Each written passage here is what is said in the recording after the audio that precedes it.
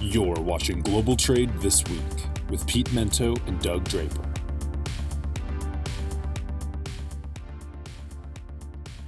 Hello, everybody, and welcome to another edition of Global Trade This Week. I am one of your hosts, Doug Draper, coming to you from the great state of Colorado. And on the other side of the coast is my co-host and good friend, Mr. Pete Mento. So, Pete, two questions. Number one, where does this podcast find you? And number two, how's your 401k doing? Oh, you had to do it. I am in Georgia at the moment. And my 401k is miserable. Yeah, I mean, I don't know if it's ever going to be big enough, frankly. With inflation and all the rest of it, Doug, I mean, at this point, I'm going to have to work till I'm 85, I think. So I try not to think about it too much. It just depresses me, buddy. Yeah. Well, you know, I have friends that look at it like every single day and they're always talking. And I'm like, listen, my perspective, I'm not going to use it or touch it for like a while. So the ebbs and the flows and the daily swings, who cares, right? Maybe that's a naive comment, but I don't even go, and as long as I'm putting money into it and life is good, then I'm not even worried about it. Am I getting more money than I put into it? I guess that's the way I'd look at it. Is it better than a savings plan? Yeah. But man, yeah, it's been a tough couple of years. Very cool. Yeah. All right, man. Well, I know you had an early go at it this morning, so let's get this party started. What's your first topic? Well, Doug, we talk a lot about electric vehicles. You certainly do. And the news has been just overcome with information about EV companies, EV exposure, EV liability, and where they're going to end up in the next 10 to 15 years. And it's funny. There are people who are electric vehicle futurists who just can't imagine a world that isn't going to have nothing but EVs. There are people who are kind of in the middle, more like you and I. And then there are folks who are like, over my dead body, it's never going to happen. But here's the reality of where we're at. The world is kind of making a decision regarding trade, whether we like it or not. So the first part of it is the incredible adoption of electric vehicles in China and what's turning into a brand war between the locally manufactured versions, which are significantly less expensive, and the more high-end American ones that we're more comfortable, that we see all the time. Tesla, Rivian, Polestar. Actually, those aren't made in America, I don't think, but they're Swedish. But we see those more here. But in China, there are a number of pretty inexpensive cars that people are flocking to because of the inexpensiveness of it, the lack of the carbon emissions. Well, now that's coming to trade. So two pieces of that. First of all, Tesla's earnings came out, I think, last week, and they were less than flattering. And that's even after they were slashing the price of the cars. And now it appears that Tesla is going to do a joint venture with a Chinese company, which is a bit of a shock given the allegations that have been made about the theft of electric vehicle technology. On another plane in the United States, doesn't matter who you talk to, what side of the aisle, there is a real, zeal for going after inexpensive Chinese imported EVs. On the President Trump side, he's talking about 100% tariff on all of them. So it doesn't matter what size it is, what the battery is. If it comes in from China, he's going to whack them with a pretty high tariff, and the batteries as well. And that causes a host of problems because a lot of the material needed to make these cars is coming from China, and a lot of the material inside of the batteries is coming from China. So on one side of it, we can understand, right, the protectionist attitude towards protecting American industry, protecting North American jobs, because it is North American in scope. It is Mexican, Canadian, and U.S. But on the other, getting people to adopt these cars would probably be a lot easier if they were significantly less expensive.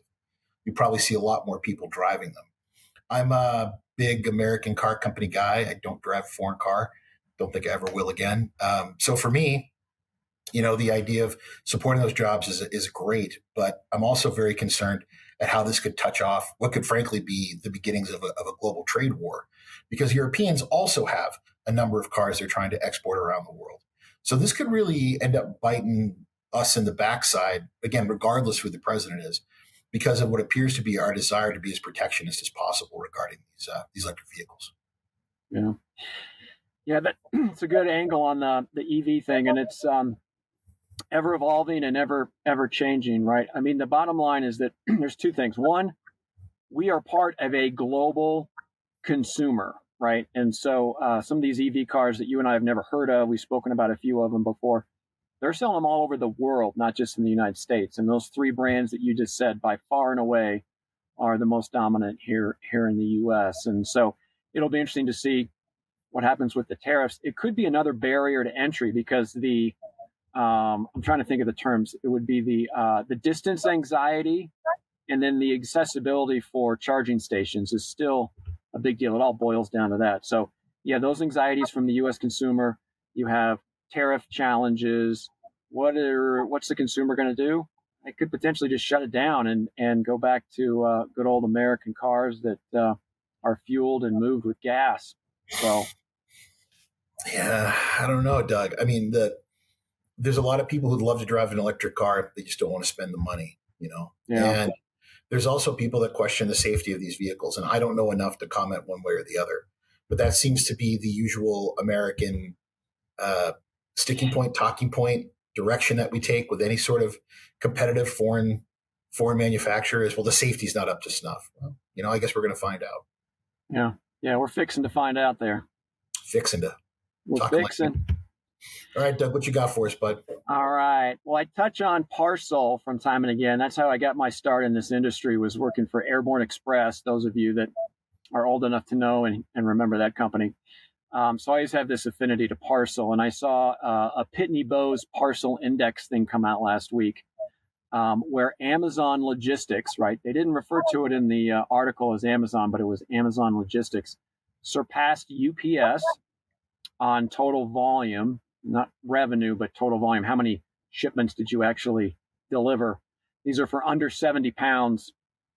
And here's some statistics, right? So there's like 21 billion packages delivered in 23. It's 50 million less than the crazy time during the roaring 20s and during COVID, which means we're almost on par, right? 50 million when you're referring to billions is pretty nominal. But here's the top guys, right? You'll be happy to know, Pete, that USPS moved 6.6 billion parcels last year, and that was pretty much flat from 2022. Amazon was 5.9 billion with a 15% increase. UPS 4.6, they're down 10% ish. FedEx 3.9, they're down 6%. And then there's an other category, which are primarily, regional players that you and I may not have heard of that are just doing parcel in geographic areas, kind of like super regionals. They were up 28% increase to like 650 million packages. So what happened? So one of the things that some of the economists have said and folks are doing the analysis is that the fast fashion and the Asian e-commerce, right? Those shipments are lighter, the commodity is cheaper, and they're more frequent.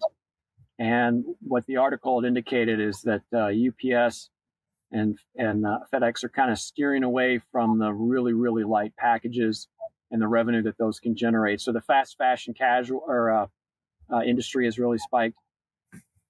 The uncertainty of the UPS labor situation back in the summer, absolutely, FedEx took some of that business, but so did some other folks, primarily those super regionals. And the one piece, so what that did is there's now this tug and war, right? This tug of war, where UPS lost some business because of business concerns.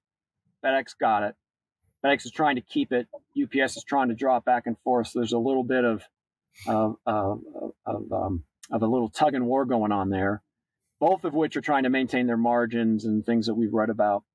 But the bottom line on this, Pete, is that this is another example of how the tech industry is just allowing a competition to come to the surface, right? Because I remember in my Airborne days, they had standalone systems. It was called a Libra, and we would come into a company and we'd have this big desktop thing that we'd set up, and then right next to it would be the UPS machine, and right next to that would be the FedEx machine, and you had to navigate between the three and figure out what weight break and location. It's an individual operating it had to make those decisions. Now there's just this technology overlay that you could just API into, and it doesn't matter if you're Pete and Doug shipping company that handles a 500 square mile radius outside of Boston, I can give you our rates and you can select us. So really, the fast casual has been a big impact, and then the technology overlay, which gives the power to the individual to not choose two choices or three choices with the post office, but a much larger variety. And so it'll be interesting to see with Amazon skyrocketing with their volumes to see what happens in the future. So I don't know if you got a take on that, if you've been following that one, Pete, but what do you think? Yeah. Well, a couple of comments. First of all, yes, Doug, the post office is almighty and undefeated, and bless them so much. But back to a serious note, the complexities of small package and the volume that's going through it, the overlay of technology that goes along with it was just bound to happen. I think that American consumer habits are probably going to be what's going to drive the evolution of that business. For a long time, people wondered if, UPS could be bought by Amazon, right? Could an Alibaba buy an Amazon or a FedEx, or Amazon or Alibaba buy a FedEx or UPS? I don't know if from a regulatory perspective, they'd ever let that happen, but they're moving so much that it begins to make you wonder at what point are they going to be tired of handing the profit over to these companies and begin to do something themselves. And really, again, it's the American market that's going to push this. There's only a couple of countries in Europe that have a higher gross domestic product per person than an American state. So there's three of them. I think it's like Denmark, Ireland, and I can't remember the third one, that have a higher GDP per person than like Arkansas or Mississippi. I mean, our consumption in this country is driving a lot of this. So it makes me wonder if they would find some way to co-op technology, co-op capacity, and just try to do it themselves, at least into this country. And maybe that's a pipe dream, or it's me just talking crazy. But at some point, given that delivering the stuff has really become Amazon's business, not producing it, not warehousing it, but delivering it, at what point are they going to decide they want to have one of these things as their own toy? Yeah. I think the regulatory nature of it's going to be the big hurdle, and it may never happen. But what you just described, Amazon is doing. It's pretty amazing. Their trajectory, right? That's transpired just in the last decade. We love cheap stuff in this country, Doug.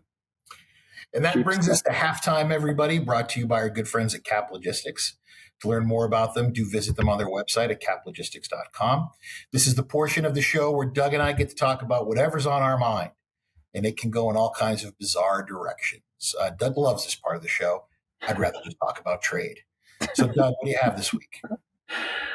Well, I love the trade discussion too, Pete. So I don't want to, we always have 4 topics on trade and just 2 topics on halftime. So I'll keep this one kind of short, but I woke up on Sunday and apparently the White House Correspondents' Dinner transpired on Saturday. And you hear about it for one 24-hour period once a year. And I was like, what is this thing, right? You get the president up there chirping, everybody makes fun of everybody. So I wanted to do a little history of where this came from. So it started in the Woodrow Wilson presidency. And basically he was kind of irritated and tired of all of the questions that the press at that time was asking him, right? And so he was going to shut down all press conferences. And so there was a group of kind of regular press people that wanted to get together, and they formed kind of a group that was called the White House Correspondents Association. And I'm going to read their original messages to expanded its mission to pushing broader access to the White House and supporting vigorously on the presidency. So anyway, there's a bunch of press folks that were getting shunned by Woodrow Wilson, and they kind of collectively got together. And here's the things that Wilson didn't like about the press. And I'm not talking about today, but it's funny how common these are, right? First, the questions are boring and they're taken out of context. All right, 2024, check. It's kind of a free-for-all with people fighting and clamoring to try to get the first scoop on a topic. 2024, check. Very evasive into personal life of Woodrow Wilson at the time. 2024, check. A lot of irrelevant questions, check.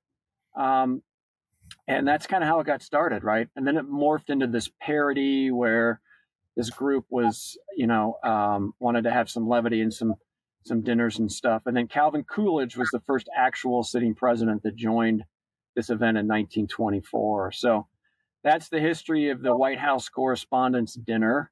And Woodrow Wilson was really the catalyst to threaten to shut down press conferences, and the group of people band together to prevent that from happening. It's turned into a roast, Doug. Let's call it what it is. And it's normally emceed by a comedian. It's usually also a comedic writer. So, we just had Colin Jost, who was very funny. He was very funny. There was the Michelle Wolf year that got a lot of attention because of the things that she said. But, you've also had Steve Colbert. You've had a lot of fascinating people go up there and act as the MC. I think it's important that we have leaders that are able to have, fun poked at them. You'd be able to take a joke. And there's nothing wrong with going there in a good-hearted way, at least, and giving people an opportunity to poke fun at how well or how poorly your administration is going. Maybe it's good to hear, right, that there are people that can still do that in this country and not end up in prison. So I do like it. I always watch the highlights, and normally every year it's a good ride. Colin Jost did an excellent job this year. He equally made fun of everyone, so it was fun to watch. Yeah, it is. All right. Good deal. All right. Halftime is always two topics. So what's yours?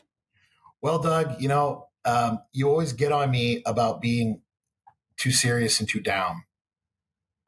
So I'm going to do it again. Anyway. I was waiting for it. Yeah. Sorry. The world of AI is creeping into a human decision making. So there is article upon article about people saying that a board of directors should have an artificial intelligence.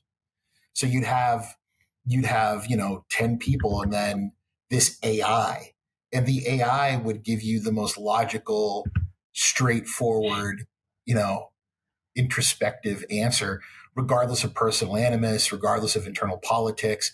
It would just be logically, this is the decision we should make as a company.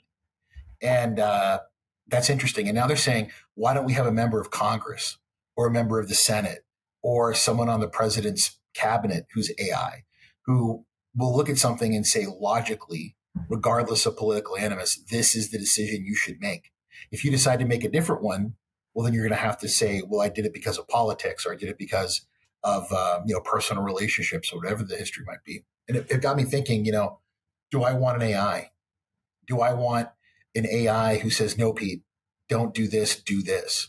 Don't make this decision, do that decision. And I think that's kind of my conscious, that's already in my head.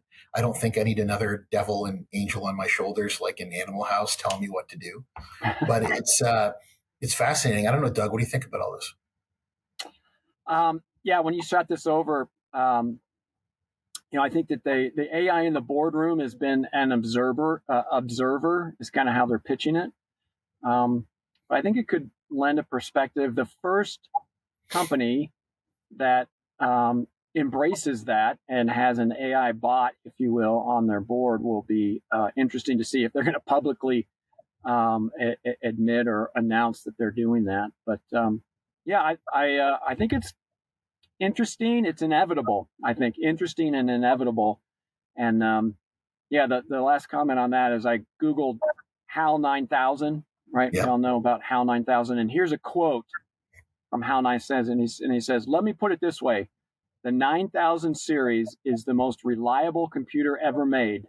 No 9000 computer has ever made a mistake or distorted information. But it did. Yeah, but that's a movie. Yeah. Well, like, the whole AI thing, right? It's like, who made it? Whose programming decisions am I trusting with these difficult decisions? Hal went haywire, man. Like Hal went rogue and started making decisions based on its own survival. I mean, think about it, right? What if they want to vote the AI out? He's like, that's the dumbest idea ever. You don't want to vote me out. Really. You can't vote me out. I'm changing the bylaws. Who knows how it would work? But it's just it's a weird thing to think about, that we're considering a computer mind to replace a human mind on a board making decisions for politics or commerce. It's just crazy. Yeah. It'll happen. It'll happen. So, Well, that's halftime, brought to you by Cap Logistics. Appreciate them supporting us every week, and visit them at caplogistics.com. So, second half of the show, Pete, what's your second topic? Well, there's a place everyone needs to learn about. It's a little tiny island in Micronesia, and it's part of the Eastern Marianas. It's called Tinian, and it's not too far from Guam. It's not too far from Saipan, and it's really at the leading edge of the Western Pacific. It's as far a reach as America goes, which is pretty far. If you think Hawaii's far away, keep on going, baby. If we wanted to fly to Tinian, it would take us 34 hours to get there with the shortest flights. And it would be a pretty roundabout way of getting there. It'd be crazy getting there. But Tinian and Guam, the Solomon Islands, and places like Diego Garcia are becoming the border fence, if you will, for a possible war against China. And we're moving a ridiculous amount of stuff there. If you're in this business and you do anything with government contractors, you're going to be called upon at some point to bid on moving, a $200 million project to a small island that really used to be just a base for B-52s to fly from in order to attack Japan. And that's called the first line. There's a second line behind it, which is another group of islands, and then the third line, which is Hawaii. So all of these islands that have become American, I guess they're territories, right? They're possessions. We don't really count them as states, but we do consider them to be defensible in our name. They're becoming giant places where we're going to put a lot of Marines and a lot of equipment to deal with the possible outcome of an actual fighting conflict with China. So if you're in this business, I don't know, we better learn a lot about Micronesia. And here's a fun tip, Doug. I don't think there's a single transportation company or freight forwarder who has an office on Tinian. Yeah. So how's it getting there? Yeah. I Googled it to figure out where the hell that place was, and it's just like southwest of Guam, but it makes sense. And the other thing I did is, okay, there's an airport there, an international airport, obviously. What about the port? And it's there. It's there's some infrastructure that I saw the Navy was throwing at it maybe 6 months ago. So you're right. It's like this sleepy little front line of defense out there that's starting to get some momentum. But yeah, hey, I have an ocean container, or even worse, 4 pallets of something that needs to get there ASAP, and it takes 3 days. Can't even imagine. Yeah, to fly it there, and the expense of it as well. The harder some places to get. Try moving a container to Pago, folks. It ain't easy, right? There's just getting stuff to Guam isn't as easy as you imagine it would be. So I don't know, Doug. I think it's going to be a challenge, but one that we'll rise up to, and someone's going to make a lot of money supporting it. Yeah, for sure. So, all right. Bring us home, buddy. So my comment is related to a ruling last week. I know you heard about it. We didn't really get a chance to talk about it because it happened after we taped the show. But the FTC's ruling on banning non-competes, right? And if you've been in this industry at all, especially on the service provider side and the sales aspect of this industry, like you and I are both, the non-compete thing's a big deal, right? They're saying, like, why did they ban non-competes? Well, the FTC said it impedes the fundamental freedom to work, stifles innovation, things of that nature. But basically, it's like 120 days after the ruling, and that was last week. So it's like end of August-ish is when it's going to go into effect. And the one thing that, there's 2 things that caught my attention. One is if you're a C-level and a policymaker, you are still, it still applies to you. But that, 99.95% of the people out there that have a non-compete that doesn't fall in that category. And then it's retroactive. So if you have a non-compete now, at the end of August, you're good to go. So it's interesting. I can't think of how many people, Pete, that you and I met along our journey, especially when we were starting out. Young men and women wanting to get in the industry, don't know what it's all about. They have energy and excitement, and they sign up with some multi-billion-dollar company, and on the welcome packet, slipped on the back page in the 25 documents you're signing is a non-compete. And then whenever you get a little bit of knowledge and expertise, you try to leave, and they pull that piece of paper out. So I really think it's been a big impact in our business. No, I'm not a lawyer, things of other industries, so I don't know how it would impact those directly. But from personal experience, non-competes have been an issue. I had a really good friend that left C.H. Robinson after like 20 years, and he was out of the game for 2 years, right? So it'll be interesting. We'll see if there's innovation that pops. And I think what we'll see, the one takeaway on this way, Pete, since we're always forward thinking, is there's going to be a lot of truck brokerage. It's an easy barrier of entry. And I think we're going to see an increase of that at the second half of this year and in 2025, where you and I were successful. We got a book of business, so to speak. Let's go out on our own. So I think you're going to see a little spike in specifically the truck brokers, not necessarily freight forwarders. The regulation is a little bit more challenging, but I think that'll be the result of what we'll see on this one. So what's your read on that non-compete situation? Well, two sides of it, man. I completely agree with you. The number of people I know that have stayed in a job that was okay, but they didn't want to stay there. They wish they could go someplace else, or they've actually interviewed and been offered a position somewhere, but then been told that the non-compete from where they were coming was just too hard to overcome. That's stifling. We're in the business. You and I are in the business of selling opportunities, and to consider that we just couldn't take those relationships somewhere and try to build it again, it can be truly crushing for a salesperson. I think it's going to end up in courts. I imagine people are going to argue over it. We'll see what comes out of that. But the other side of it is, if all it takes is a salesperson to steal the business, you got to ask yourself about how well you're servicing it, how good your access to capacity and rates are, and whether or not it was ever yours to begin with. If all it takes is someone's relationship to move something, it really wasn't your customer to begin with.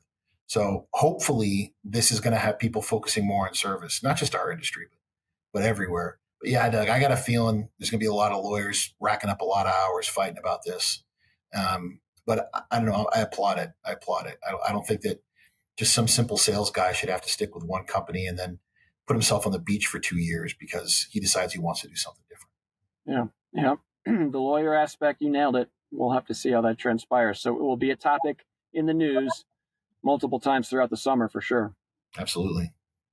All right. Well, that's going to do it for us this week at Global Trade This Week. Thank you all for joining us as always. Please do subscribe and leave us comments. We're more than happy to maybe not, I guess, take action on what you think we ought to talk about. I guess but thank you again to Cap Logistics and our good friend Keenan, who between sessions of playing with his coloring book and his speak and spell, manages the production and engineering of this show. And if it happens in Global Trade, you'll hear about it next week. Global Trade This Week. Take it easy, Doug. Excellent. All right. Good one, Pete. Thanks, man.